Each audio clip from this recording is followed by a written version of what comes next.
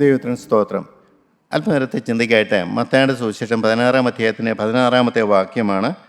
പത്രോസ് അപ്പോസ്തലൻ പ്രഖ്യാപിക്കുന്ന ഒരു പ്രഖ്യാപനമാണ്. നീ ജീവനുള്ള ദൈവത്തിന്റെ പുത്രനായ ക്രിസ്തു എന്ന് ഉത്തരം പറഞ്ഞു. യേശു അവനോട്, ബർയോന ശീമോനെ, നീ ഭാഗ്യവാൻ. ദൈവത്തിന് സ്തോത്രം. ഭൂമി ജീവിക്കുമ്പോൾ കർത്താവായ യേശു ക്രിസ്തു പത്രോസിനോട് പറയുകയാണ്, നീ ഭാഗ്യവാനാണ്. ദൈവത്തിന് സ്തോത്രം. എല്ലാവർക്കും ഭാഗ്യവാനാകണമെന്ന് ആഗ്രഹമുണ്ട്. എല്ലാവർക്കും സമാധാനമുള്ള ജീവിതം വേണമെന്ന് ആഗ്രഹമുണ്ട്. എല്ലാവർക്കും സ്വസ്ഥതയുള്ള ജീവിതം വേണമെന്ന് ആഗ്രഹമുണ്ട്. എല്ലാവർക്കും സമ്പൽ സമൃദ്ധി വേണമെന്ന് ആഗ്രഹമുണ്ട്. എല്ലാവർക്കും സ്വർഗരാജ്യത്തിൽ പോകണമെന്നും ആഗ്രഹമുണ്ട്. ഏതാ ഭാഗ്യം? ദൈവത്തിന് സ്തോത്രം. കർത്താവായ യേശു ക്രിസ്തു പറഞ്ഞൊരു കാര്യമാണ്, നീ ഭാഗ്യവാൻ. ദൈവം നിനക്ക് ആ പദവി തന്നിരിക്കുന്നു. കാരണം നിനക്കൊരു കാഴ്ചപ്പാട് കിട്ടി. എന്താ കാഴ്ചപ്പാട്? നീ ഭാഗ്യവാനെന്ന് പറയാൻ കാര്യം എന്താണെന്നറിയാം? നീ സാധാരണ മുക്കുവനാ, സാധാരണ മനുഷ്യൻ, പ്രാരാബ്ധമുള്ള മനുഷ്യൻ, പ്രശ്നമുള്ള മനുഷ്യൻ, അന്നത്തെ ജീവിതത്തിന് വേണ്ടി വിഷമിക്കുന്ന ഒരു മനുഷ്യനാണ് നീ. പക്ഷേ നിനക്ക് ഒരു ഭാഗ്യ പദവി കിട്ടിയത് സ്വർഗത്തിലെ ദൈവം നിനക്കൊരു കാഴ്ചപ്പാട് തന്നു, നിനക്കൊരു അരുളപ്പാട് തന്നു. നിൻ്റെ മുമ്പിൽ നിൽക്കുന്ന മനുഷ്യൻ, അന്നത്തെ ജനം പറഞ്ഞു തച്ചൻ്റെ മകനാണെന്ന്. ചിലർ പറഞ്ഞു ബേൽസെബൂലിനെ കൊണ്ട് ഭൂതങ്ങളെ പുറത്താക്കുന്നവനാണെന്ന്. ചിലർ പറയുന്നു യഹൂദ സഭയ്ക്ക് അവൻ എതിരാണ്. പറയാൻ കാര്യമുണ്ട്. കാരണം അവൻ ശബ്ബത്തിലെ സൗഖ്യം കൊടുക്കുന്നു, അവർക്ക് വഹിക്കാൻ പറ്റിയില്ല. 2, ദൈവം എൻ്റെ പിതാവാണെന്ന് പറഞ്ഞു, ഒട്ടും സഹിക്കാൻ പറ്റിയില്ല. 3, ഒരു കാര്യം കൂടെ പറഞ്ഞു, അബ്രഹാം ജനിക്കുന്നതിന് മുമ്പേ ഞാനുണ്ടെന്ന് പറഞ്ഞു. ഈ എങ്ങനെ സഹിക്കാൻ പറ്റും? ഇതൊക്കെ സഹിക്കാം. ഏറ്റവും അവസാനം ഒരു കാര്യം കൂടെ പറഞ്ഞു, നിങ്ങൾ എൻ്റെ മാംസം തിന്നുകയും എൻ്റെ രക്തം കുടിക്കുകയും ചെയ്തില്ലെങ്കിൽ നിത്യവൻ കിട്ടുകയില്ല. എന്താ പറയണത്? അവർക്കൊട്ടും ദഹിക്കുന്നൊരു കാര്യമായിരുന്നില്ല.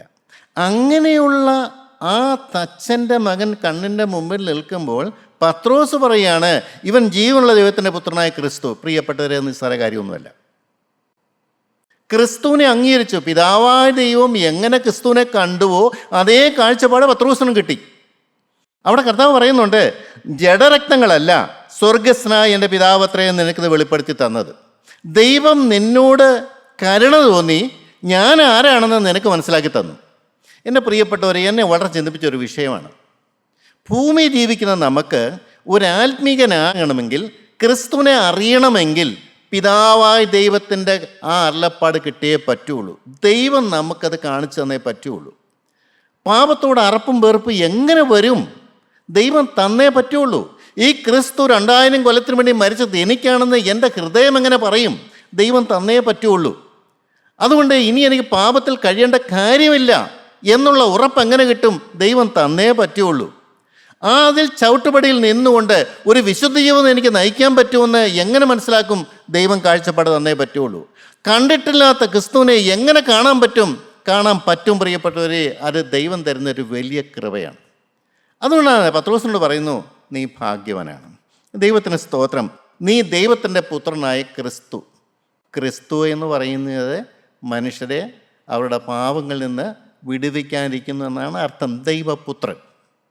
നീ സാധാരണ മനുഷ്യനൊന്നുമല്ല, ഒരു അല്പകാലം ജീവിച്ചിട്ട് ഈ ഭൂമിയിട്ട് കടന്നു പോകുന്ന മനുഷ്യനൊന്നുമല്ല. വലിയൊരു ദൗത്യം പിതാവ് ദൈവം നിന്നെ ഏൽപ്പിച്ചിരിക്കുന്ന ദൗത്യം നീ നിവർത്തിക്കാൻ വന്നതാണ്. അതിനാണ് ഞങ്ങളെ നീ കൂട്ടിക്കൊണ്ട് വന്നിരിക്കുന്നത്. എൻ്റെ പ്രിയപ്പെട്ടവരെ, ഞാൻ ചോദിച്ചോട്ടെ, ഈ പദവി യൂദയ്ക്കും കിട്ടിയതല്ലേ? 3.5 കൊല്ലക്കാലം യൂദയും കൂടെ നടന്നതല്ലേ? ഇതെല്ലാം കണ്ടിട്ടും കേട്ടിട്ടും അവൻ്റെ ബലഹീനതയിൽ അവൻ തൂങ്ങിപ്പിടിച്ചു നിന്നു. അവൻ്റെ ദ്രവ്യാഗ്രഹത്തിൽ അവൻ മുറുകെ പിടിച്ചിരുന്നത് കൊണ്ട് വചനം അവനെ തൊട്ടില്ല. യേശുക്രിസ്തുവിനെ അവനെ സ്വാധീനിച്ചില്ല. യേശുക്രിസ്തുവിൻ്റെ ആ രക്ഷാകരമായ കാര്യപരിപാടി അവനെ തൊട്ടില്ല. മനുഷ്യന് വേണമെങ്കിൽ അവനെ നിത്യജീവനാവകാശമാക്കാം, അല്ലെങ്കിൽ നിത്യനാശത്തിലേക്ക് പോവുകയും ചെയ്യാം. ദൈവം എത്ര ശ്രമിച്ചാലും ശരി, ദൈവം എത്ര വചനം കൊടുത്താലും ശരി, അനേകരെ നിത്യനാശത്തിലേക്ക് പോകുന്ന ഈ തലമുറ നിങ്ങളൊന്ന് മനസ്സിലാക്കുക. എൻ്റെ പ്രിയപ്പെട്ടവരെ, ദൈവം ചെയ്യാനുള്ളതെല്ലാം ചെയ്താലും മനുഷ്യൻ രക്ഷപ്പെടണമെന്നില്ല. നമുക്ക് ആലോചിച്ച് നോക്കാം, എന്താണ് ദൈവം വ്യക്തിപരമായിട്ട് ഓരോരുത്തർക്കും ഓരോ കാഴ്ചപ്പാടുള്ളതായിട്ടാണ് കാണുന്നത്. ദൈവത്തിന് സ്തോത്രം. ദൈവം അവൻ്റെ വചനം അനുസരിക്കാൻ നമ്മളോട് ആവശ്യപ്പെടുന്നുണ്ട്. എത്ര പേർ അനുസരിക്കുന്നുണ്ട്? ഒന്നും വേണ്ട, മലപ്രസംഗം 5, 6, 7 വളരെ ഗൗരവമായിട്ടാണ് പറഞ്ഞിരിക്കുന്നത്. ആരെങ്കിലും അനുസരിക്കുന്നുണ്ടോ? കർത്താവേ, എനിക്കിത് അനുസരിക്കാൻ പറ്റുന്നില്ല, ഇതെങ്ങനെ അനുസരിക്കാൻ എനിക്ക് അറിയാൻ പാടില്ല, അനുസരിച്ചില്ലെങ്കിൽ പാറമേൽ അടിസ്ഥാനമുള്ള ഒരു മനുഷ്യൻ മാത്രമേ അവൻ്റെ പ്രശ്നം വരുമ്പോൾ അവൻ വീഴാതിരിക്കുകയുള്ളൂ, അല്ലാത്തവൻ തകർന്നു പോകുമെന്ന് പറഞ്ഞിട്ടുണ്ട്. അവസാനം അത് ക്ലോസ് ചെയ്യുമ്പോൾ ഞാൻ എങ്ങനെ ഇതനുസരിക്കും? ആരെങ്കിലും ദൈവസന്നിധി ചെല്ലുന്നുണ്ടോ? കർത്താവിനുള്ള കൃപ എനിക്ക് തരണം ആരെങ്കിലും ആവശ്യപ്പെടാറുണ്ടോ? അത് വേദവസരത്തിൽ ആളുകളിൽ കിടക്കും. അതൊന്നും പ്രായോഗികമല്ല. അറിയാവുന്ന പോലൊക്കെ ജീവിക്കുക, തെറ്റുകളും കുറ്റങ്ങളും വന്നാൽ ഏറ്റുപറയുക, ദൈവം ക്ഷമിക്കും എന്ന് പറഞ്ഞുകൊണ്ട് മരണക്കിടക്കിലേക്ക് പോകുന്ന ബഹുഭൂരിപക്ഷം ജനങ്ങളുടെ നടുവിലാണ് എന്നെയും നിങ്ങളെയും ദൈവം വിളിച്ചത്. ഭാഗ്യവാനാകാൻ ദൈവത്തിന് സ്തോത്രം.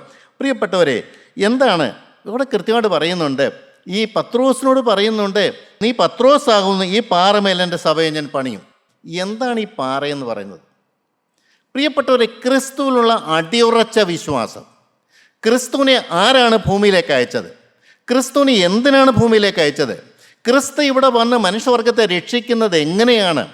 ക്രിസ്തു എൻ്റെ പാപം ചുമന്നു എന്ന് പറയാനുള്ള ഹൃദയത്തിൻ്റെ പ്രാഗൽഭ്യം ഉണ്ടോ പ്രിയപ്പെട്ടവരെ? എൻ്റെ പാപം ക്രിസ്തു ഏറ്റെടുത്തു, ഇനി ഞാൻ പാപത്തിൻ്റെ അടിമ നോക്കി കഴിയേണ്ട യാതൊരു കാര്യവുമില്ലെന്നുള്ള ഉറച്ച വിശ്വാസം, ക്രിസ്തുവിലുള്ള വിശ്വാസം. ക്രിസ്തു എനിക്ക് വേണ്ടി മരിച്ചത് കൊണ്ട് മാത്രമാണ് എൻ്റെ പാപത്തിന് പരിഹാരം വന്നതെന്നുള്ള വിശ്വാസം. ക്രിസ്തു പിതാവിൻ്റെ സന്നിധിയിലേക്ക് കൈമലത്തിയത് കൊണ്ടാണ് എൻ്റെ പാപത്തിന് പരിഹാരം വന്നതെന്നുള്ള അടിയുറച്ച വിശ്വാസം. എൻ്റെ ദൈവത്തിന് സ്തോത്രം. അവൻ പറഞ്ഞല്ലോ, ഞാൻ തന്നെ വഴിയും സത്യവും ജീവനുമാകുന്നു, ഞാൻ മുഖാന്തരമല്ലാതെ ആരും പിതാവിൻ്റെ സന്നിധിയിലേക്ക് ചെല്ലുന്നില്ല. യേശുക്രിസ്തുവിൽ കൂടെ മാത്രമുള്ള രക്ഷ, യേശുക്രിസ്തുവിൽ കൂടെ മാത്രമുള്ള സ്വർഗരാജ്യം, യേശുക്രിസ്തുവിൽ കൂടെ മാത്രമുള്ള പാപ പരിഹാരം, യേശുക്രിസ്തു അയച്ചു തരുന്ന പരിശുദ്ധാത്മാവിനാൽ മാത്രം പാപത്തിന്മേലുള്ള ജയം. എൻ്റെ പ്രിയപ്പെട്ട സുന്ദരമായൊരു ലോകം ഈ ഭൂമിയിലുണ്ട്. ദൈവം തന്നിരിക്കുന്ന ഭൂമിയിൽ ദൈവത്തെ അനുസരിച്ചും കീഴ്പ്പെട്ടും ജീവിക്കുന്ന മനോഹരമായൊരു ജീവിതം, ദൈവത്തെ അനുഭവിച്ചുകൊണ്ട് പോകുന്ന ഒരു ജീവിതം. എൻ്റെ പ്രിയരെ, ഇതാണ് പാറമേലുള്ള അടിസ്ഥാനം എന്ന് മത്തായിയുടെ സുവിശേഷം 7-ാം അധ്യായം മലപ്രസംഗം തീരുന്നതിന് മുമ്പ് പറയുന്നുണ്ട്. 2 വീടിനെ കുറിച്ച് പറയുന്നുണ്ട്. ഒന്ന് പാറമേലടിസ്ഥാനം വിട്ട വീടും മറ്റേ മണ്ണിലുള്ള വീടും. ഞാൻ അതിൻ്റെ കാര്യത്തിലേക്ക് പോവുകയല്ല. എന്താണ് ഈ പാറ, എന്താണ് ഈ അടിസ്ഥാനം? അത് വിശ്വാസമാണ് ഈ പറയുന്നത്. ക്രിസ്തുവിലുള്ള വിശ്വാസം, പിതാവായ ദൈവത്തിൻ്റെ രക്ഷാകരമായ ക്രിസ്തുവിൽ കൂടിയുള്ള ആ രക്ഷയിലുള്ള വിശ്വാസം, പരിശുദ്ധാത്മാവിലുള്ള വിശ്വാസം. എൻ്റെ ദൈവത്തിന് സ്തോത്രം. ഞാൻ അവനിൽ ആശ്രയിച്ചാൽ, ജീവിതം അവൻ്റെ കരങ്ങളിൽ കൊടുത്താൽ, അവൻ എന്നെ കഴുകും, അവൻ എന്നെ വെടിപ്പാക്കും, എൻ്റെ മേൽ ആത്മാവിനെ ഞാൻ പകരും, ഈ ലോകത്തിൽ തന്നെ അവൻ ഉയർത്തും, സാധാ മനുഷ്യനിൽ നിന്നും ഭാഗ്യകരമായൊരു പദവിയിലേക്ക് എന്നെ കൊണ്ടുപോകും. സ്വർഗരാജ്യം എനിക്ക് ഗ്യാരണ്ടീഡാണ്. എങ്ങനെ അറിയാം? ഈ ഭൂമിയിൽ പ്രിയപ്പെട്ടവരെ, സാധാ മനുഷ്യൻ ജീവിക്കുന്ന പോലെ അല്ല ജീവിക്കുന്നത്. ഉയർന്ന നിലവാരത്തിൽ അവൻ ജീവിക്കാൻ തുടങ്ങിയാണ്. പാപമില്ലാത്തൊരു ജീവിതം അവൻ്റെ ജീവിതത്തിലേക്ക് വരികയാണ്. അവൻ എന്തെന്നില്ലാത്തൊരു സമാധാനവും സന്തോഷവും. അവൻ സ്വർഗത്തിലേക്ക് അവൻ്റെ ഹൃദയം പൊങ്ങുന്ന അവന് തന്നെ അറിയാം. ഈ ലോകത്തിൽ ചിന്തിച്ചുകൊണ്ടിരുന്ന മനുഷ്യൻ, പാപത്തിൽ രസിച്ചിരുന്ന മനുഷ്യൻ, ലോകമയ ശരണം എന്ന് പറഞ്ഞ മനുഷ്യന് ഇന്ന് അതൊന്നും ഒരു വിഷയമുള്ള കാര്യമല്ല. അതെല്ലാം ഒരു അറപ്പും വെറുപ്പുമാണ്. അതൊക്കെ പിശാചിൻ്റെ അവകാശമാണെന്ന് മനസ്സിലാക്കിയാണ്. എന്നിട്ട് എൻ്റെ ദൈവമേ എന്ന് പറഞ്ഞുകൊണ്ട് ഹൃദയം പകരാൻ പറ്റുന്നു. ഞാൻ ആലോചിക്കായിരുന്നു, നമ്മൾ സാധാരണ തെറ്റല്ലാത്ത ജോലികൾ ചെയ്യുമല്ലോ പകൽക്കാലത്ത്, നമ്മുടെ ദൈനംദിന ജോലികൾ. ആ ജോലികൾ ചെയ്യുമ്പോൾ നമ്മൾ എന്ത് ചെയ്യും? ജോലി ചെയ്യും. ചില ആത്മാർത്ഥമായിട്ട് ജോലി ചെയ്യും. കൊള്ളാം, നല്ല കാര്യം. അവിടെ യേശുക്രിസ്തുവിന് വല്ല കാര്യമുണ്ടോ? ആ ജോലി ചെയ്യുന്നതിനിടയ്ക്ക് നമ്മുടെ ഹൃദയം ഉയരത്തിലേക്ക് പോവുമോ? അപ്പോസ്തലൻ പറഞ്ഞു, എപ്പോഴും സന്തോഷിപ്പിൻ, ഇടപെടാതെ പ്രാർത്ഥിപ്പിൻ. ഈ ഇടപെടാതെ പ്രാർത്ഥിക്കാൻ പറ്റുമോ? എൻ്റെ പ്രിയരെ, ഇത് പറ്റാത്തൊരു കാര്യം ദൈവം നമ്മളോട് പറയുമോ? അത് സാധിക്കുന്നില്ലേ മനസ്സിലാക്കണം. ദൈവാത്മാവിൻ്റെ ഉള്ളിലില്ല. പണ്ട് ഞാൻ ഓർക്കുന്നുണ്ട്, ഈ കൂട്ടായ്മയിൽ ആദ്യ കാലങ്ങളിലെ ദൈവമക്കളെ തിരിച്ചറിയുന്ന എങ്ങനെയാണെന്ന് വെച്ചാൽ, അവരുടെ ചുണ്ടിങ്ങനെ അനങ്ങിക്കൊണ്ടിരിക്കും, സ്തുതി സ്തുതി സ്തുതി എന്ന്. ഒരു പ്രിയപ്പെട്ട പിതാവ് പറഞ്ഞിട്ടുണ്ട്, നമ്മൾ ശ്വാസോച്ഛ്വാസം ചെയ്യുന്നത് പോലെ ഒരു മനുഷ്യൻ ജീവനുണ്ടോ ഇല്ലെന്ന് അറിയുന്നത് അവൻ്റെ നാവ് ഇങ്ങനെ സ്തുതി സ്തുതിയും ദൈവത്തെ സ്തുതിച്ചുകൊണ്ടിരിക്കുന്നു. ഇന്ന് അതുമല്ല ഉണ്ടോ പ്രിയരെ? ഇന്നതെല്ലാം ഓർമ്മകളായി മാറിപ്പോയി. സ്തുതിയില്ല, ആരാധനയില്ല, ഒന്നുമില്ല. ഇങ്ങനെ ജീവിക്കുന്നു, അവരവർ ഇഷ്ടമുള്ള പോലെ ജീവിക്കുന്നു. ഇത്രയും നാളത്തെ വചനം കേട്ടതിൻ്റെ എല്ലാം വെച്ചിട്ട് ഓരോരുത്തരും ഓരോ ആത്മീയ നിലവാരം വെച്ചുകൊണ്ട് മുന്നോട്ട് പോവുകയാണ്. ദൈവത്തിന് സ്തോത്രം. എന്നാൽ ഭാഗ്യപദവിയിൽ എത്തുമോ എനിക്കറിയാൻ പാടില്ല. പക്ഷേ നമ്മൾ നമ്മളെ തന്നെ എപ്പോഴും ശോധന ചെയ്യണം. എൻ്റെ ചിന്തകൾ എന്തൊക്കെയാണ്? ലോകത്തിലെ ചിന്തകളാണോ?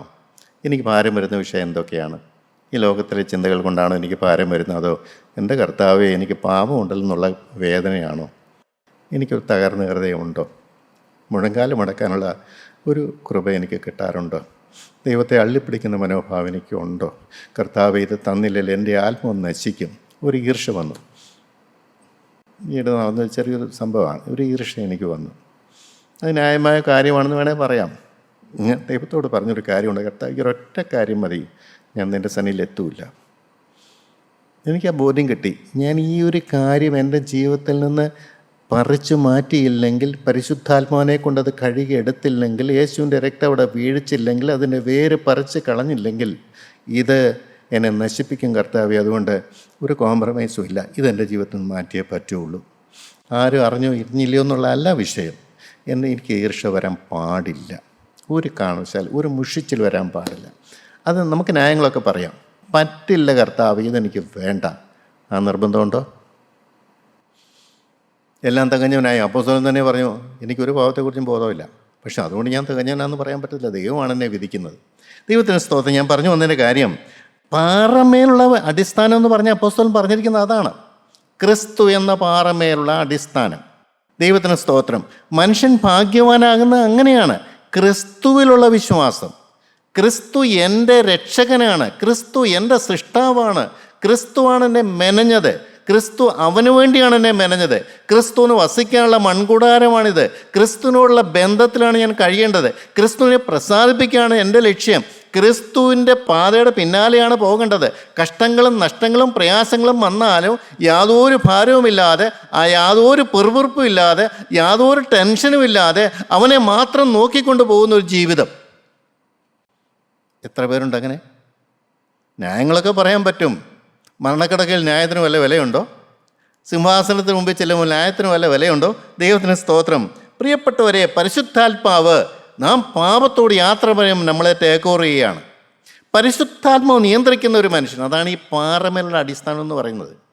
നമ്മുടെ ബുദ്ധിയല്ല, പരിജ്ഞാനമല്ല, ഇത്രയും നാളത്തെ പരിചയങ്ങളൊന്നുമല്ല, ആത്മീയ തിയറികളല്ല. പരിശുദ്ധാത്മാവ് നമുക്ക് ജയം തരുന്ന ഒരു ജീവിതം. അതാണ് ക്രിസ്തു ക്രൂശിൽ മരിച്ചെന്നുള്ളതിന് ഏറ്റവും വലിയ തെളിവ്. സാധാ മനുഷ്യന് ഒരു കോപത്തിന് മേൽ ജയം കിട്ടുമോ? ഒരു ചീത്ത സ്വഭാവം മാറ്റാൻ പറ്റുമോ? പക്ഷേ ആ സ്ഥാനത്തൊരു ദൈവത്തിൽ എങ്ങനെ സാധിക്കുന്നു? അത് അവൻ ഇത്രയും നാളും ശീലിച്ച ജീവിതത്തിൽ നിന്ന് വ്യക്തമായ യാത്ര പറഞ്ഞ് അവൻ പുതിയ ജീവിതം നയിക്കുന്നു. സമാധാനം ഉള്ളിലേക്ക് ഇറങ്ങി വരുന്നു. അവന് പിതാവായിട്ടൊരു ബന്ധം കിട്ടുന്നു. അവൻ ഏകാന്തതയിൽ അവൻ മുട്ടിയയിൽ നിന്ന് പ്രാർത്ഥിക്കുമ്പോൾ മാത്രമല്ല, ദൈനംദിന ജോലി തിരക്കിനിടയ്ക്കും ഈ ബന്ധം നിലനിർത്തിക്കൊണ്ട് മുന്നോട്ട് പോകാൻ പറ്റുന്നുണ്ട്. അവനെ പലതും വെറുപ്പായിട്ട് തോന്നുന്നു. ലോക മനുഷ്യനെ സ്വീകാര്യമായ പല കാര്യങ്ങളും അവന് വെറുപ്പും അറപ്പുമായിട്ട് മാറുന്നു. ഞാൻ മാറുന്നത് എനിക്ക് തന്നെ അറിയാൻ പറ്റും. എൻ്റെ കാഴ്ചപ്പാട് മാറുന്നത് എനിക്കറിയാൻ പറ്റും. എൻ്റെ ചിന്തകൾ മാറുന്നത് എനിക്കറിയാൻ പറ്റും. എൻ്റെ വികാരങ്ങൾ മാറുന്നത് എനിക്കറിയാൻ പറ്റും. ഞാൻ കർത്താവിനോട് അടുക്കുന്നത് എനിക്കറിയാൻ പറ്റും. ദൈവാത്മാവ് എന്നെ സ്പർശിക്കുന്നത് എനിക്കറിയാൻ പറ്റും. ദൈവത്തിൻ്റെ ആലോചന എനിക്ക് ലഭിക്കുന്നത് എനിക്കറിയാൻ പറ്റും. ഞാൻ ആൾ മാറുന്നു. ഇതാണ് പ്രിയരെ അടിസ്ഥാനം എന്ന് പറയുന്നത്. ദൈവത്തിൻ്റെ ആത്മാവിനാലുള്ള മാറ്റം അത് ക്രിസ്തുവിൻ്റെ ക്രൂശിൽ വിശ്വസിക്കുന്നവർക്ക് മാത്രം കിട്ടുന്ന കാര്യം. കർത്താവ് വ്യക്തമായിട്ട് പറഞ്ഞു, ഞാൻ പോവുകയാണ്. ഞാൻ പോകാഞ്ഞാൽ നിങ്ങൾക്ക് പരിശുദ്ധാത്മാവിനെ കിട്ടില്ല. ഞാൻ പോയാൽ പിതാവിന് സന്നിധിയിരിക്കുന്ന പരിശുദ്ധാത്മാവിനെ ഞാൻ നിങ്ങൾക്ക് അയച്ചു തരും. ആ ആത്മാവ് നിങ്ങളുടെ ഉള്ളിലുണ്ടെങ്കിൽ നിങ്ങളൊന്നും പേടിക്കണം. സകല സത്യം നിങ്ങളെ വഴി നടത്തും. നിങ്ങൾക്ക് ജയം തരും.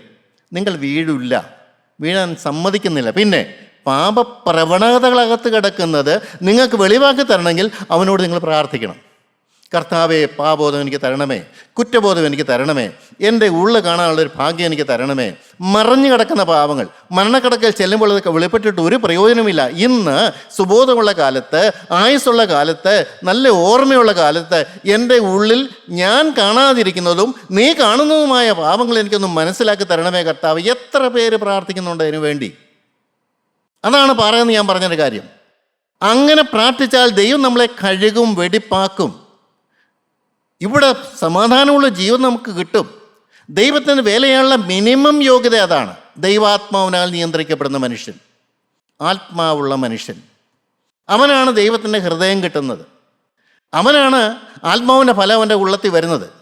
അവൻ ഉണ്ടാക്കുന്നതല്ല, പരിശുദ്ധാത്മാവ് നമ്മുടെ ഹൃദയം വിട്ടുകൊടുക്കുമ്പോൾ, പരിശുദ്ധാത്മാവ് നിറഞ്ഞു വരാൻ നമ്മളെ പാപത്തോട് യാത്ര പറയുമ്പോൾ, ഈ പാത്രം വെടിപ്പാക്കാൻ നമ്മൾ തീരുമാനിക്കുമ്പോൾ, പാത്രത്തിലുള്ളതെല്ലാം വലിച്ചെറിഞ്ഞു കളയുമ്പോൾ, എല്ലാം ചപ്പന്നും ചവറന്നും എണ്ണുമ്പോൾ, ലോകത്തോട് യാത്ര പറയുമ്പോൾ, എനിക്കെൻ്റെ യേശു മതി, നീ എനിക്ക് വേണ്ടി പിടഞ്ഞു മരിച്ച് എനിക്കൊന്ന് അനുഭവിക്കണം കർത്താവേ, ഇതിനെ സാക്ഷ്യം വഹിച്ചുകൊണ്ട് ആത്മാവിൻ്റെ ഫലം എൻ്റെ ജീവിതത്തിൽ ഉണ്ടാകണം എന്ന് നിർബന്ധിക്കുന്നതാണ് ഇതിൻ്റെ അടിസ്ഥാനം എന്ന് പറയുന്നത്. ദൈവത്തിന് സ്തോത്രം. പ്രിയപ്പെട്ടവരെ, പത്രോസിൻ്റെ ലേഖനത്തിലെ 2-ാം അധ്യായത്തിൻ്റെ 7 ഒരു മൂലക്കല്ലിനെ കുറിച്ച് പറയുന്നുണ്ട്. വിശ്വസിക്കുന്ന നിങ്ങൾക്ക് ആ മാന്യതയുണ്ട്. വിശ്വസിക്കാത്തവർക്കോ വീട് പണിയുന്നവർ തള്ളിക്കളഞ്ഞ കല്ല് തന്നെ മൂലക്കല്ലും ഇടർച്ചക്കല്ലും തടങ്കൽ പാറയുമായി തീർന്നു. ദൈവത്തിന് സ്തോത്രം. അവിടെ പറയുന്നുണ്ട്, ചിലക്ക് ഈ ക്രിസ്തു മൂലക്കല്ല, ഒരു വലിയൊരു അടിസ്ഥാനം പണിയാനുള്ള ഒരു മൂലക്കല്ലിടുകയാണ്. ദൈവത്തിന് സ്തോത്രം. ഒരു വലിയ കാര്യപരിപാടി ദൈവം നടത്തുന്നതിൻ്റെ മൂലക്കല്ലിടുകയാണ് ക്രിസ്തു. ദൈവത്തിന് സ്തോത്രം. ആ ക്രിസ്തു എന്ന മൂലക്കല്ലിൽ നിന്നുകൊണ്ട് ദൈവത്തിന് വേണ്ടി വേല ചെയ്യാൻ പറ്റും, ദൈവത്തിൻ്റെ കാര്യപരിപാടി ഒക്കെ നിവർത്താൻ പറ്റും. പക്ഷേ ചിലക്ക് ഈ മൂലക്കല്ല് ഇടച്ചക്കല്ലയാണ്, തടങ്കൽ പാറയുമാണ്. അത് പറഞ്ഞിട്ട് കാര്യമൊന്നുമില്ല പ്രിയപ്പെട്ടവരെ. അത് ഓരോ മനുഷ്യൻ്റെ ചിന്താഗതിയാണ്, കാഴ്ചപ്പാടാണ്. ഈ ദൈവത്തിന് വനം ഭോഷത്വം ചിലർ പറയും, പറഞ്ഞോട്ടെ, കുഴപ്പമില്ല. പക്ഷേ എനിക്കത് ജീവൻ്റെ വചനമാണ്. രക്ഷിക്കപ്പെടുന്ന നിങ്ങൾക്ക് അത് ജീവൻ, നിങ്ങളുടെ ജീവൻ ആത്മീയഗ്രഹം പണിയാനുള്ള ഒരു മൂലക്കല്ലാണ്. അത് ഈ ഭൂമിയിൽ ജീവിക്കുമ്പോൾ ഓരോരുത്തരുടെ കാഴ്ചപ്പാട് എങ്ങനെയാണെന്നുള്ളതാണ് വിശ്വാസം. വചനം കേൾക്കാഞ്ഞിട്ടല്ല, വചനം കേട്ടാലും അത് ആക്സെപ്റ്റ് ചെയ്യത്തില്ല, അത് സ്വീകരിക്കുകയില്ല, അതും പ്രകാരം ജീവിതത്തെ ക്രമീകരിക്കുകയില്ല, അതുമായി ദൈവസേനയിൽ ചെല്ലുന്നില്ല, ദൈവത്തോട് നിർബന്ധം പറയുന്നില്ല. സ്വർഗരാജ്യം ബലാത്കാരം ചെയ്യേണ്ട ഒരു അവസ്ഥയാണ്. എൻ്റെ ദൈവത്തിന് സ്തോത്രം. പ്രിയപ്പെട്ടവരെ, അവിടെ പറയുന്നത് ദൈവത്തിന് വേണ്ടി വേർതിരിച്ച ജീവിതം, പിശാചിൻ്റെ പ്രലോഭനങ്ങളിൽ ഒരു കാരണവശാലും വീഴാത്തൊരു ജീവിതം, സകലതും വിട്ടുപിരിയുന്ന, അതാണ് ഈ മൂലക്കല്ലെന്ന് പറഞ്ഞൊരു കാര്യം. മൂലക്കല്ലിലുള്ള അടിസ്ഥാനമാണെങ്കിൽ ആ മൂലക്കല്ലിൻ്റെ സ്വഭാവം നമ്മളിലേക്ക് വരും. ആ മൂലക്കല്ലുമായിട്ടുള്ള ബന്ധത്തിലാണ് നമ്മൾ കഴിയുന്നുണ്ടെങ്കിൽ മൂലക്കല്ലായിരിക്കും പിന്നെ ബാക്കിയുള്ള കല്ലിലേക്കെല്ലാം വ്യാപിക്കുന്നത്. കർത്താവായ യേശു ക്രിസ്തു എന്ന് പറയുന്ന അടിസ്ഥാനമാണെങ്കിൽ നീ ഭാഗ്യവാനാണെന്ന് പറഞ്ഞതിൻ്റെ അടിസ്ഥാനം അതാണ്. ആ യേശുക്രിസ്തു നിൻ്റെ ജീവിതത്തിൻ്റെ അടിസ്ഥാനമായി കഴിയുമ്പോൾ യേശുക്രിസ്തുവിൻ്റെ വചനം നിനക്ക് പ്രസാദകരമായി തോന്നും, അതനുസരിക്കാൻ നിനക്ക് വലിയ കൊതിയായിട്ട് തോന്നും, അതനുസരിക്കുന്നതാണ് നിൻ്റെ ജീവിതത്തിൻ്റെ ലക്ഷ്യമെന്നുള്ളത് മനസ്സിലാവും. ആ വചനപ്രകാരം അല്ലാതെ നീ ഒരിടം അങ്ങോട്ടോ ഇങ്ങോട്ടോ മാറുകയില്ല. സകല സത്യത്തിലും വഴി നടത്താൻ നിൻ്റെ ഹൃദയം പ്രേരണതും. അതാ ഭാഗ്യവാൻ്റെ കർത്താവ് പറഞ്ഞതിൻ്റെ കാരണം. നീ ഭാഗ്യവാനാണെന്ന് പറഞ്ഞതിൻ്റെ കാര്യം, ക്രിസ്തുവിനെ നീ അറിഞ്ഞു കഴിയുമ്പോൾ ക്രിസ്തു മുഖാന്തരമുള്ള നിൻ്റെ വിശുദ്ധീകരണം, ക്രിസ്തു മുഖാന്തരമുള്ള നിൻ്റെ ഐശ്വര്യം, ക്രിസ്തു മുഖാന്തരം നീ ഒരു പുതിയ വേല ഏറ്റെടുക്കുകയാണ്, നീ സ്വർഗത്തിൻ്റെ സ്ഥാനാപതിയായിട്ട് ഇവിടെ നിൽക്കുകയാണ്. സ്വർഗത്തിലെ ദൈവത്തിന് പകരം നീ ജനത്തോട് പറയുകയാണ്, ഇതാണ് രക്ഷയുടെ മാർഗം, നിങ്ങൾ തെറ്റിപ്പോകരുത്. ജീവനുള്ള ക്രിസ്തു കടന്നുപോയെങ്കിലും അവൻ്റെ ആത്മാവൂടെ ഉണ്ട്, അവൻ എല്ലാം കാണുന്നുണ്ട്, എല്ലാം അറിയുന്നുണ്ട്, രഹസ്യവും പരസ്യവുമായിട്ട് എല്ലാ കാര്യവും ദൈവം അറിയുന്നുണ്ട്. അതുകൊണ്ട് ആ ഹൃദയം കാണുന്ന ദൈവത്തിന് മുമ്പിൽ നമ്മൾ നിഷ്കളങ്കരായി തീരാൻ ആത്മാവിനെ കീഴ്പ്പെട്ടും വിനയപ്പെട്ടും നിൽക്കണം. ദൈവത്തിന് സ്തോത്രം. നമുക്ക് വീണ്ടും വായിച്ചു നോക്കാം. 1 പത്രോസ് 2:4-5. മനുഷ്യർ തള്ളിയതെങ്കിലും ദൈവസന്നിധിയിൽ ശ്രേഷ്ഠവും മാന്യവുമായ ജീവനുള്ള കല്ലായ അവൻ്റെ അടുക്കൽ വന്നിട്ട് നിങ്ങളും ജീവനുള്ള കല്ലുകളെന്ന പോലെ ആത്മീയ ഗ്രഹമായി യേശുക്രിസ്തു മുഖാന്തരം ദൈവത്തിന് പ്രസാദമുള്ള ആത്മീയ യാഗം കഴിപ്പാൻ തക്ക വിശുദ്ധ പുരോഹിത വർഗമാകേണ്ടതിന് പണിയപ്പെടുന്നു. ദൈവത്തിന് സ്തോത്രം. എല്ലാം മനോഹരമായ കാര്യങ്ങളാണ് പറയുന്നത്. ജീവനുള്ള കല്ലായ അവൻ്റെ അടുക്കൽ വന്ന് നിങ്ങളും ജീവനുള്ള കല്ലാകണം. നിങ്ങൾ പിന്നെ ജീവൻ നഷ്ടപ്പെടുകയില്ല. നഷ്ടപ്പെടാൻ നിങ്ങൾ സമ്മതിക്കാത്തത്തോളം കാലം നിങ്ങൾക്ക് ലഭിച്ച ആ ജീവൻ നഷ്ടപ്പെടുകയില്ല. എന്താ അവിടെ പറയുന്നത്? ജീവനുള്ള കല്ലുകൾ, ആത്മീയ ഗ്രഹം, ദൈവത്തിന് വസിപ്പാനുള്ള ഗ്രഹം, എൻ്റെ വചനമനുസരിക്കുന്ന മനുഷ്യൻ, എൻ്റെ ആത്മാവുള്ള മനുഷ്യൻ, എൻ്റെ ഹിതം നിവർത്തിക്കുന്ന മനുഷ്യൻ, ലോകത്തിൽ ഞാൻ വേർതിരിച്ച മനുഷ്യൻ, അവനിൽ ചവിട്ടി ചെയ്യുന്നതുകൊണ്ട് എനിക്ക് വൻ കാര്യം ചെയ്യണം. എന്താ അവിടെ പറയുന്നത്? ദൈവത്തിന് പ്രസാദമുള്ള യാഗം കഴിക്കുന്ന മനുഷ്യനായിട്ട് മാറുമെന്നാണ് പറഞ്ഞിരിക്കുന്നത്. ദൈവത്തിന് പ്രസാദമുള്ള മനുഷ്യൻ എന്താണ്? ആത്മീയ യാഗം കഴിക്കുന്നു. ദൈവത്തിന് പ്രസാദമുള്ള ആത്മീയ യാഗം എന്ന് പറഞ്ഞാൽ ദൈവത്തെ നന്ദി നിറഞ്ഞ ഹൃദയത്തോടെ സ്തുതിക്കുന്ന മനുഷ്യൻ, ദൈവത്തെ ആരാധിക്കുന്ന മനുഷ്യൻ, ദൈവത്തെ ജനത്തിന് നടുവിൽ നിന്ന് വ്യത്യസ്തനായി നിന്നുകൊണ്ട് കാണാത്ത ദൈവത്തെ ആരാധിക്കുന്ന ഒരു മനുഷ്യൻ. പഴയ നിയമത്തിലെ വിശുദ്ധന്മാരുണ്ട്, അവർ ആശ്ചര്യമായി യാഗം കഴിപ്പിച്ചു. പക്ഷേ ഇന്നത്തെ കാലഘട്ടത്തിൽ നമ്മളേക്ക് ദൈവം ആഗ്രഹിക്കുന്ന ഒരു കാര്യം എന്താണ്? ആത്മീയ യാഗം എന്ന് പറയുന്നത് അത് ദൈവത്തെ നന്ദി നിറഞ്ഞ ഹൃദയത്തോടെ സ്തുതിക്കുക. ദൈവം എനിക്ക് എന്തു ചെയ്തു? ഞാൻ അവിടെ കിടന്നവനാണ്, എൻ്റെ ചിന്താഗതി എന്തായിരുന്നു, എൻ്റെ ആലോചനകൾ എന്തായിരുന്നു, എൻ്റെ നടപ്പ് എന്തായിരുന്നു, എൻ്റെ സംസാരം എന്തായിരുന്നു, എൻ്റെ ലാക്കൽ ലക്ഷ്യം എന്തായിരുന്നു. ദൈവം അതെല്ലാം മാറ്റി തന്നല്ലോ. ദൈവത്തിന് സ്തോത്രം. എത്ര ആഴമുള്ള കുഴിയിൽ നിന്നാണ് നീ എന്നെ കോരിയെടുത്തത്. എൻ്റെ ദൈവമേ, നിനക്ക് സ്തുതി. എൻ്റെ ദൈവത്തോളം നന്ദിയും കടപ്പാടും കൊണ്ട് ഹൃദയം നിറയുകയാണ്. എൻ്റെ ദൈവത്തിന് സ്തോത്രം. അങ്ങനെയുള്ള മേലാണ് ആത്മാവിനെ നിറയുന്നത്. ദൈവം എനിക്ക് എന്ത് ചെയ്തു എന്ന് തിരിച്ചറിഞ്ഞ് ആ ദൈവത്തെ നന്ദിയോടെ സ്തുതിക്കുന്നതാണ് ആത്മീയ ആരാധന എന്ന് പറയുന്നത്. ദൈവത്തിന് സ്തോത്രം. ഒരു വിശുദ്ധ പുരോഹിതവർഗമായി മാറ്റപ്പെടുമെന്നാണ് പറഞ്ഞത്. അതാണ് ഭാഗ്യശാലി എന്ന് പറഞ്ഞൊരു കാര്യം. പുരോഹിതൻ ദൈവത്തിനും മനുഷ്യനും ഇടയ്ക്ക് നിൽക്കുന്നവനാണ്. മനുഷ്യർക്ക് വേണ്ടി ദൈവസന്നിധിയിലേക്ക് കയറി ചെല്ലുന്നവനാണ് പുരോഹിതൻ. പ്രിയപ്പെട്ടവരെ, സാധാ മനുഷ്യൻ, പക്ഷേ ക്രിസ്തുവിനെ വിശ്വസിക്കുന്നതിലൂടെ അവന് കിട്ടുന്ന കാര്യം, അവൻ ദൈവസന്നിധിയിലേക്ക് കടന്നു ചെന്നിട്ട് ദൈവത്തെ അറിയാത്തവർക്ക് വേണ്ടി മധ്യസ്ഥ ചെയ്യുന്ന പുരോഹിതനായിട്ട് മാറുകയാണ്. നമ്മുടെ ജീവിതത്തിൽ, നമ്മുടെ കുടുംബത്തിലുള്ളവർക്ക് വേണ്ടി, കുടുംബത്തിലുള്ള എല്ലാവർക്കും ഇത് മനസ്സിലാകണമെന്നില്ല, അവർക്കിത് ഗ്രഹിക്കാൻ പറ്റണമെന്നില്ല, അവരുടെ കാഴ്ചപ്പാടുകൾ വ്യത്യാസമായിരിക്കാം. സാരമില്ല, അതങ്ങനെ കിടക്കട്ടെ. എന്നാൽ ദൈവസ്ഥനെ എന്നുകൊണ്ടൊന്ന് പ്രാർത്ഥിക്കാൻ പറ്റുമല്ലോ. നഷ്ടപ്പെട്ടു പോയ ആത്മാവിന് വേണ്ടി ഒന്ന് പ്രാർത്ഥിക്കുവാൻ, കർത്താവേ കരുണ തോന്നണമെന്ന് പറയാൻ ആരുണ്ട്? അതാണ് ഭാഗ്യവാനാന്ന് പറഞ്ഞൊരു കാര്യം. ദൈവത്തിൻ്റെ കാര്യപരിപാടി ഇവിടെ ഭൂമി നിവർത്തിക്കുകയാണ്. അതിന് വിശുദ്ധനായേ പറ്റുള്ളൂ. ആരാധന ഉണ്ടെങ്കിലേ പറ്റുകയുള്ളൂ.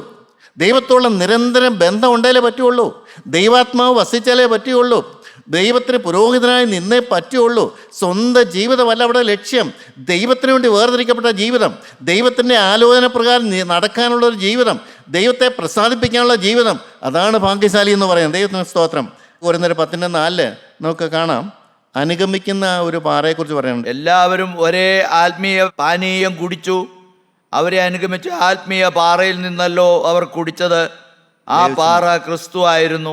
ആ പാറ ക്രിസ്തു ആയിരുന്നു. അനുഗമിക്കുന്ന പാറ, അതാണ് അടിസ്ഥാനം. എൻ്റെ പ്രിയരെ, ഇവിടെ പറയുന്നത് അനുഗമിക്കുന്ന പാറ, എൻ്റെ പിന്നാലെ വരുന്ന പാറ.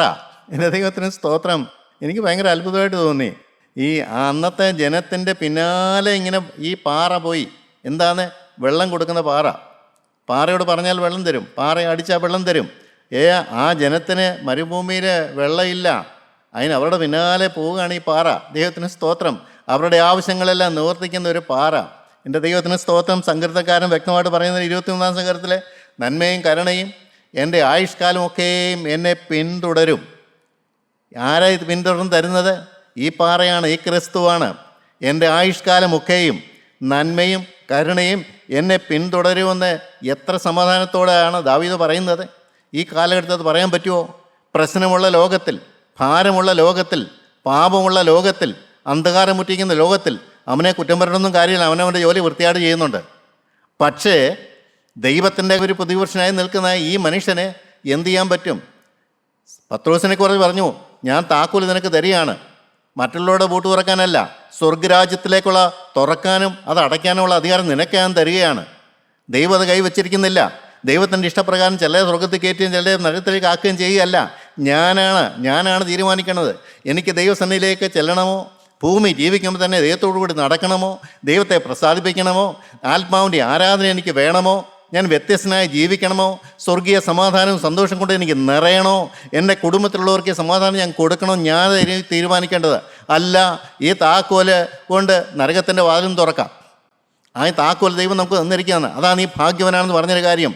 എൻ്റെ പ്രിയരെ, എല്ലാവരും പറയുന്നു ദൈവം അനുഗ്രഹിച്ചാൽ ഞാൻ സ്വർഗത്തിൽ ചെല്ലും, അത് ദൈവത്തിൻ്റെ കാര്യമല്ലേ എന്ന് പറയുന്നുണ്ട്. തെറ്റാണ് പ്രിയപ്പെട്ടവരെ. ഈ താക്കോല്, സ്വർഗത്തിൻ്റെയും നരകത്തിൻ്റെയും താക്കോല് എൻ്റെ കയ്യിൽ ദൈവം തന്നിരിക്കുകയാണ്. നിനക്ക് വേണമെങ്കിൽ നരകത്തിലേക്ക് പോകാം, വേണമെങ്കിൽ സ്വർഗത്തിലേക്ക് പോകാം. നിനക്ക് വേണമെങ്കിൽ ക്രിസ്തുവിനെ അംഗീകരിക്കാം, നിനക്ക് വേണമെങ്കിൽ ക്രിസ്തുവിൻ്റെ രക്ഷാകരമായ ദൗത്യത്തെ നിനക്ക് വിശ്വസിച്ചുകൊണ്ട് രക്ഷയിലേക്ക് കടന്നു വരാം. നിനക്ക് വേണമെങ്കിൽ പരിശുദ്ധാത്മാവിനെ ചോദിച്ചു വാങ്ങിക്കാം, വേണമെങ്കിൽ പാപത്തോട് നിനക്ക് യാത്ര പറയാം, നിനക്കൊരു വിശുദ്ധനായിട്ട് ഭൂമി ജീവിക്കാം. നിൻ്റെ പ്രിയപ്പെട്ടവർക്ക് വേണ്ടി കൈമലർത്തിക്കൊണ്ട് മഹാപുരോഹിതനായ നിനക്ക് ദൈവത്തോട് കൈമലർത്താനുള്ള അവകാശവും അധികാരവും ദൈവം തന്നിട്ടുണ്ട്. അതുകൊണ്ടാണ് ഭാഗ്യവാനാണെന്ന് പറഞ്ഞൊരു കാര്യം. ഞാനും നിങ്ങളും ഭാഗ്യവാനാണെന്നുള്ള ദൈവത്തിൻ്റെ വിളിയുണ്ട്. പക്ഷെ സ്വീകരിച്ചില്ലെങ്കിൽ യാതൊരു പ്രയോജനവുമില്ല. എൻ്റെ പ്രിയപ്പെട്ടവരെ, നിങ്ങളൊന്ന് മനസ്സിലാക്കുക. ഈ ചെറിയ കാലം ലോകത്തിന് വേണ്ടി ചെലവഴിക്കല്ലേ. ഈ ചെറിയ ആയുസ് ജഡയിമ്പങ്ങൾക്ക് വേണ്ടി ചെലവഴിക്കല്ലേ. ഈ ചെറിയ ആയുസ് വെറും നാമധേയ സേനയെ പോലെ ജീവിക്കല്ലേ. ആത്മാവിൻ്റെ ആ ഫലം പ്രാപിപ്പാൻ തക്കവണ്ണം പരിശുദ്ധാത്മാവിന് കീഴ്പ്പെട്ടും വിനയപ്പെടുന്നു എന്നുകൊണ്ട് യേശുക്രിസ്തുവിനെ അടിസ്ഥാനമാക്കിക്കൊണ്ട് മുന്നോട്ട് പോകാൻ കഴിയുമെങ്കിൽ നിങ്ങളെപ്പോലെ ഭാഗ്യശാലികൾ വേറെ ആരും കാണുകയില്ല. ദൈവത്തിന് സ്തോത്രം. പ്രിയപ്പെട്ടവരെ, ഈ ചുരുങ്ങിയ കാലം ഞാൻ എൻ്റെ ജീവിതം കർത്താവിന് കൊടുത്തു. എൻ്റെ യൗവനകാലം ഞാൻ കർത്താവിന് കൊടുത്തു. അത് ഒരു ഭാഗ്യമായി പോയി. ഇന്നും ഈ നല്ലവനായ ദൈവം എന്നെ വഴി നടത്തുന്നു.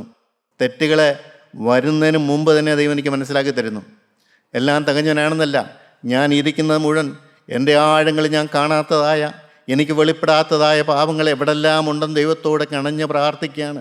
കർത്താവേ, മരണക്കടക്കിൽ ഇത് വെളിപ്പെട്ടിട്ട് യാതൊരു കാര്യമില്ല. ഇന്നിവിടെ വെച്ച് എനിക്കിത് മനസ്സിലാക്കി തരണം. ഞാൻ തികഞ്ഞനാണെന്ന് ഒരിക്കലും പറയുകയല്ല, പക്ഷേ പാപം കൂടാതെ ജീവിക്കാൻ പറ്റുമെന്നുള്ളത് സത്യമാണ്. ദൈവാത്മാവ് നമ്മുടെ പക്ഷത്തുണ്ടെങ്കിൽ, നീ ദൈവത്തിൽ ആശ്രയിക്കുന്നവനാണെങ്കിൽ, ദൈവത്തോട് കണഞ്ഞ് പ്രാർത്ഥിക്കുന്നവനാണെങ്കിൽ, അരിഷ്ടതാബോധം നിനക്കുണ്ടെങ്കിൽ, ആത്മാവിൻ്റെ ദാരിദ്ര്യം നിനക്കുണ്ടെങ്കിൽ, തീർച്ചയായും നിനക്ക് ജയജീവിതോടെയുണ്ട്. അത് അഹങ്കാരമൊന്നുമല്ല, കരുണയാൽ ദൈവം തരുന്നതാണ്. ഇങ്ങനെയുള്ള സാക്ഷികളെ വിളിക്കാനാണ് ദൈവം ആഗ്രഹിക്കുന്നത്. പത്രോസിന് മാത്രമല്ല ഈ ഭാഗ്യപദവി, എനിക്കും നിങ്ങൾക്കും ആ ഭാഗ്യപദവിയുണ്ട്. ആ വിശ്വാസമാണ് നീ ദൈവത്തിൻ്റെ പുത്രനായ ക്രിസ്തു എന്നെ രക്ഷിക്കാൻ വന്നെന്നുള്ള ആ അടിസ്ഥാനം, സ്വർഗത്തിൻ്റെ താക്കോൽ നിൻ്റെ കയ്യിൽ ഏൽപ്പിച്ചിരിക്കുകയാണെന്നുള്ളതിൻ്റെ അടിസ്ഥാനം. എൻ്റെ പ്രിയപ്പെട്ടവരെ, നമുക്ക് എല്ലാവർക്കും ദൈവം തന്നിരിക്കുകയാണ്. നിങ്ങൾക്കത് വേണമെങ്കിൽ സന്തോഷത്തോടെ സ്വീകരിച്ചുകൊണ്ട് സ്വർഗരാജ്യത്തിലേക്ക് അടക്കാം. നിങ്ങളുടെ കൂടെയുള്ള വേണ്ടപ്പെട്ടവരെയും കൊണ്ടുപോകാൻ പറ്റും. ദൈവം നിങ്ങളെ മഹാപുരുവനായി കണ്ടിരിക്കുകയാണ്. നിങ്ങളതിന് വില കൊടുക്കുകയോ ഇല്ല എന്നുള്ളത് മാത്രമേ ഉള്ളൊരു വിഷയം. നിങ്ങൾക്കതിനുള്ള കൃപ തരട്ടെ, നിങ്ങൾക്കതിനുള്ള വെളിവ് തരട്ടെ, നിങ്ങൾക്കതിനുള്ള സുബോധം തരട്ടെ. പ്രിയപ്പെട്ടവരെ, നിങ്ങൾ ദൈവസ്നേഹം കടന്ന് പ്രാർത്ഥിക്കുക. ദൈവനാമം മാത്രം മഹത്വപ്പെടുവാനിടയാകട്ടെ.